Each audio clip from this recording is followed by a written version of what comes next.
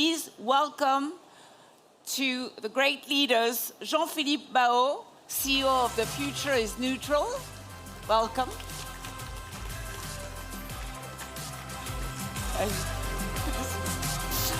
And Pierre-Olivier Brial from Manutan. Thank you.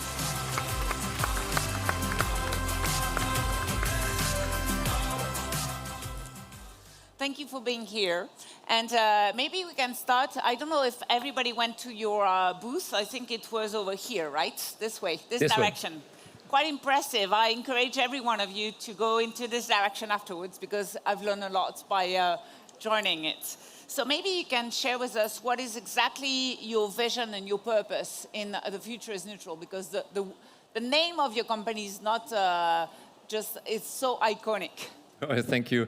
Thank you, Isabel. And good afternoon, everyone. First of all, I'm very pleased to see how many people are actually joining this kind of conversations, because it's growing year after year. So it means that there is a growing interest in those issues.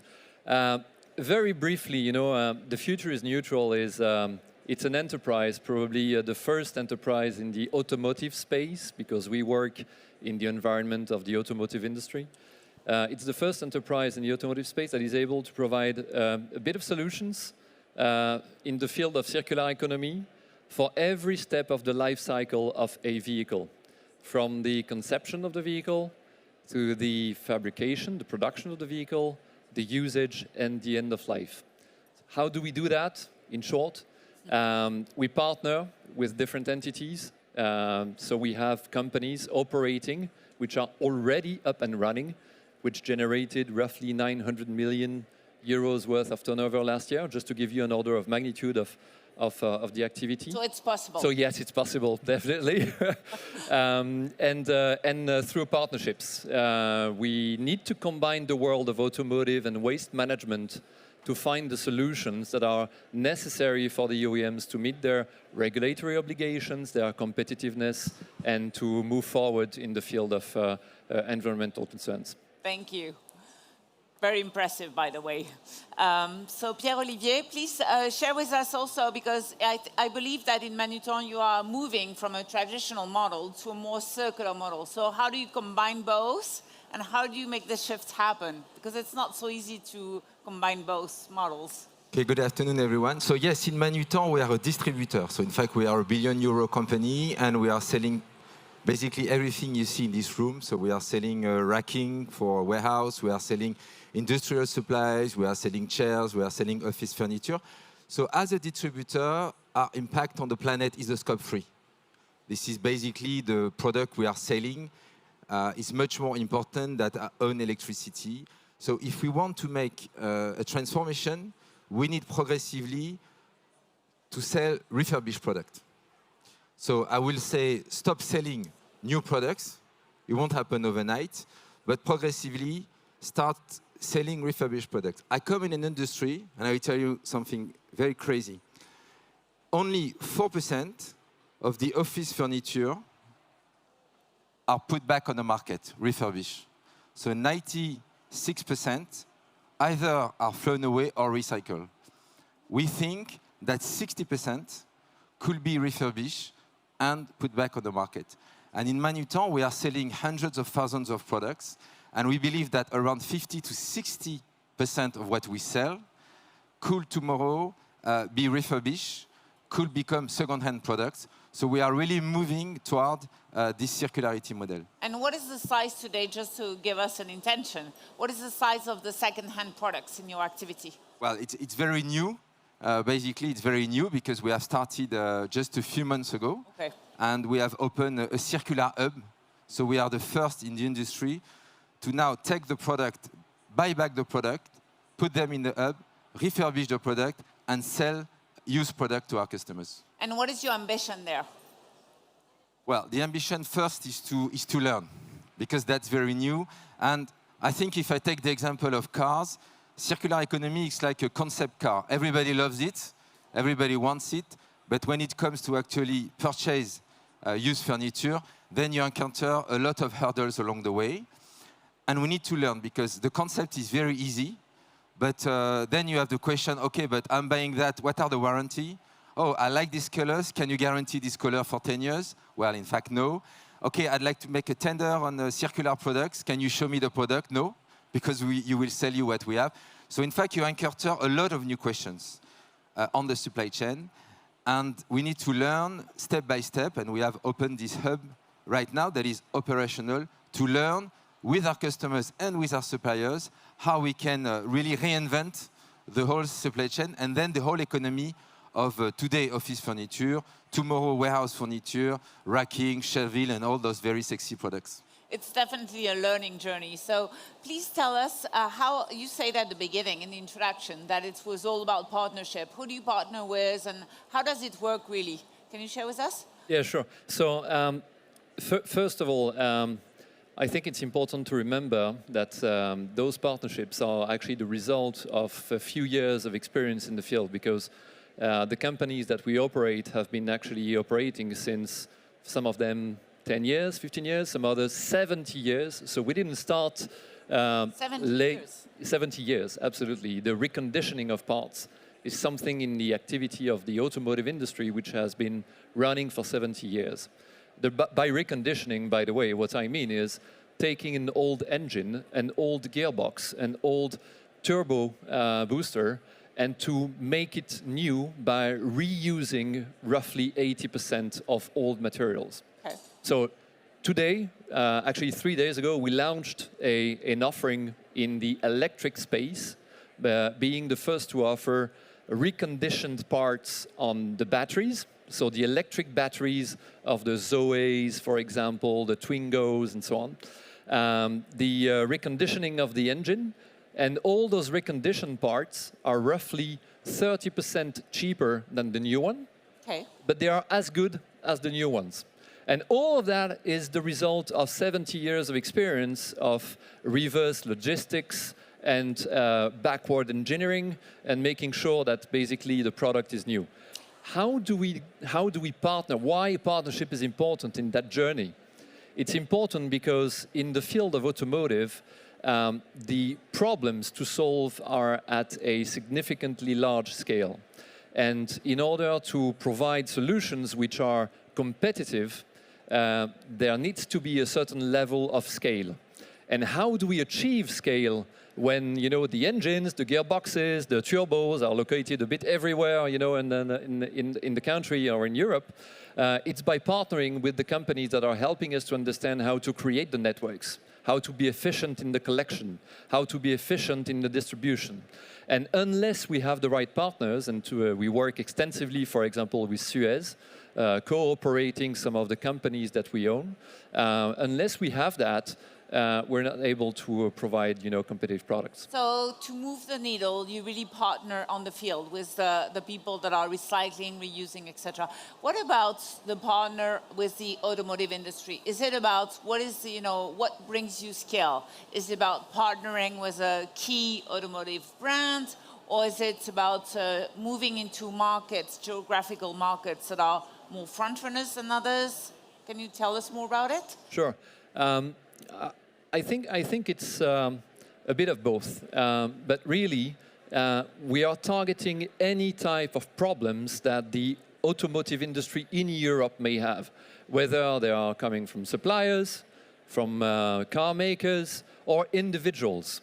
Individuals like you and me, potentially we own a car and we don't know how to get rid of that car in a way that is respectful of the environment or that is, enabling the network to operate efficiently. We have a solution for that. It's called the Goodbye Car, but it's something that we have operated. But bringing that to a level which is at scale, which is big enough for the automotive industry, requires our company to serve not only Renault Group or Stellantis or Volkswagen, but most of those car makers.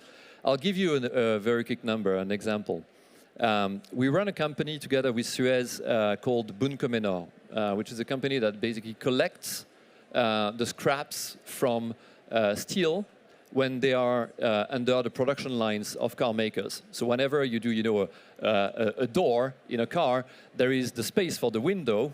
And unless you have scrap of steel, you would have, a door with, a black window. So that wouldn't work.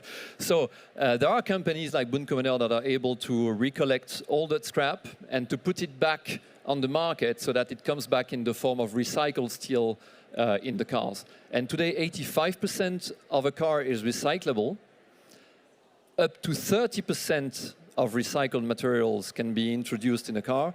And our focus, our goal is to make that grow to 35, 40, 45, 50, and so on and so forth. Thank you. And while we were preparing the panel, I remember very well the discussion is that it's all about learning, learning journey. And what is exactly the role that you give to your customers? And how can they help you on this journey, or how can you help one another? But in fact, maybe if I go back to my example, so again, only 4% of the office desk or the chairs are refurbished, where we could go to 60%. So the question is why? Because this is so simple. It's so common sense that why is it the case? Because circular economy has to become an industry. It has to go to the industrial scale. It has to get out of something nice, something good to do, to a real industry.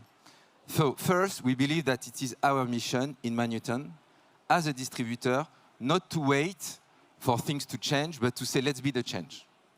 So we invest money, we are creating this circular hub, and we say we are going to partner with our suppliers, because we need spare parts, we need to reinvent the supply chains, and we also need to partner with our customers. So what we expect to our customers is to be pioneer. So today we are really talking a lot to our customers, saying we need to learn with you. Because what we offer is different than what you will traditionally see. Again, we might not be able, if you want 25 like this, we might have 20. So you might need to accept that you will have 5 which are new, because we don't have 25. So we need customers to understand that. And we also believe that, if I may say that, we need to make circular economy sexy. In a sense that we need to get out of, this is used so it's cheap, to, well, this is modern, this is smart, this is good for the planet, this is good, socially good, because in our circular hub, we have people in insertion, so we have to, and it's nice. And these are nice products, and even it's nice to have different colors. So how do you transform constraints into something that becomes trendy, smart? And this is what we expect for our customers, and we expect to find pioneers. We say, okay, great, I'm going to play the game with you, and I'm going to open this new activity, but we also need our suppliers, because as you say, it's a revolution of the value chain, and we, our distributor, we are connecting people, we are connecting products with users, and our job is to connect suppliers, customers, also partners that are going to help us to learn how to refurbish, économie sociale et solidaire, because we want to work with them. So we want to be an integrator of a whole value chain to really recreate an industry, and in the end, that we stop saying, but why 96%? It is so evident. Problem is that it's not because it's evident that it's simple. For sure, it's a complex journey. Maybe, as you say, it's a learning journey with your peers, with suppliers, with customers. Maybe you can share, Pierre-Olivier, one thing that you have learned along this way. One thing that we have learned is that, again, I think that when you start this journey, you can spend hours, make simulation, but it only started when we have opened the hub. So I just use a very simple example. When you buy bike products, obviously, the quality of the products will be very important. So you have A product which are really new and you can resell them. You have B product that need a little bit of touch-up and a little bit of paint. You have C products, you can use the spare part, and you have D. So you can make a lot of simulation, but until you have opened your hub, you are purchasing products, and you say, basically, I thought I will have 20% A, but I only have 5% A. You need to change the model. So I think you need to think big, because we are really doing it on a very professional point of view, but accept that it will be a journey. And it reminds me a little bit when I started in Manutan 20 years ago, it was internet. Everybody was talking about internet, we need to go internet, but there was no business model. Companies were saying, yeah, I want to buy online, but they had a lot of issues, and we learned. And now, if we hadn't done that, we will have disappeared as a business. So our belief, I don't know how much money we're going to make with it. I don't know how percentage of the products it will represent, but what I know is that the next generation will say, oh, we are really grateful you've done that, Manutan. If not, we won't be there developing the business. Very clear. Just go for it, think big, and learn along the way. Maybe one learning from you, and having also willing to shift the way the industry operates. You're playing a specific role in there. Yeah. If I may, I have two. so the key takeaway that comes to mind is the following. Circular economy, I couldn't agree more with what has been said on stage before. It's very complex. We need to simplify. We need to make it simple. We need to make it simple when we talk about it. We need to make it simple when we explain what we do. We need to make it simple when we explain what we want to achieve. And you know, it's not very easy to grasp a concept that is a loop. You know, where does it start? Where does it end? How many people need to work on that? It's super complicated. So simplifying, that's the key takeaway. The second takeaway is everything has to work together. So there is no circular economy solution, in my experience, that works if it is not a little bit profitable. And why? Because it has to be sustainable on the longer run. And to be sustainable on the longer run, it has to be adopted by some of the companies that we're designing solutions for. But it cannot be profitable if there is not a key part of, you know, operational excellency. It cannot work if there is not the element of material sovereignty in Europe, for example, for our customers. It cannot work if, in terms of sustainability and reporting capabilities, everything is not perfectly aligned. And all of those bricks of the wall are equally important to make the solution work. So, key message is, yes, it can work. There are solutions. It's extremely complex. We need to simplify. It's our duty to make it simple, to make it clear, to make it crystal clear for our stakeholders. And we need to be able to reconcile, to wrap up some of the key elements of activities, whether it's from an environmental perspective or from an economical perspective, all into, you know, the activities that we develop.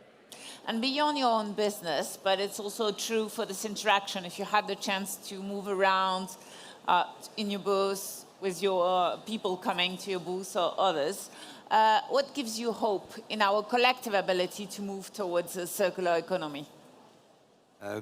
What gives me hope is that there is no choice. Now, in the sense that, again, I think that we know all the limits that we are reaching. We know it's good. So again, it's working. As you say, it's complex, but it's working. So I see no other options. And I think that we are in a period like when entrepreneurs, they want to do it, investors, they want to do it. We need the government to understand that they need to create the condition to make it become an industry. And I think we need everyone to understand it is an industry. Circular economy is an industry. It is something professional. It requires a lot of skills. So I think we are in this moment where what makes a success is entrepreneurs, money, and the state. Entrepreneurs are there, money is there. States need to understand that it's not recycling, it's a little bit different, and they need to create the condition so that in BtoB, it's more interesting to buy a refurbished product, so maybe play around with the taxes, understand that it's a question also of remade, meaning that we have hard time to reindustrialize, because it's very hard to ask industry to come back, but we have reindustrialization right now. It's very clear to action, and there are many politicians that are joining us at ChangeNOW, so I think your point was very clear. Thank you. My hope, what gives me hope? Very two basic elements, but which are at the core of what we do.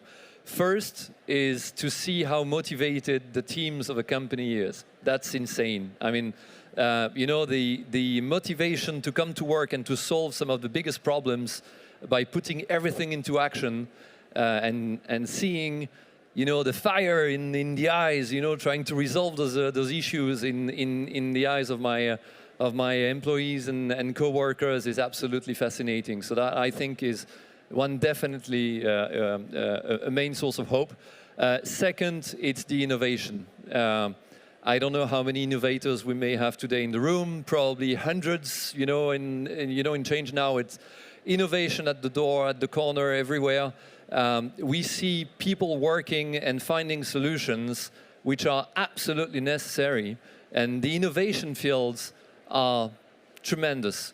Whether it's in the field of refining, whether it's in the field of new business models, whether it's in the field of organizational setups and so on. And all of that gives us just, the hope that it's possible. And there is so much more to do that we need to have, those two elements in the recipe. So that's definitely and many what it helps is that there were not enough chairs today. That's a good one. So there are more people than chairs to listen about circular economy that give hope. Thank you so much to both of you.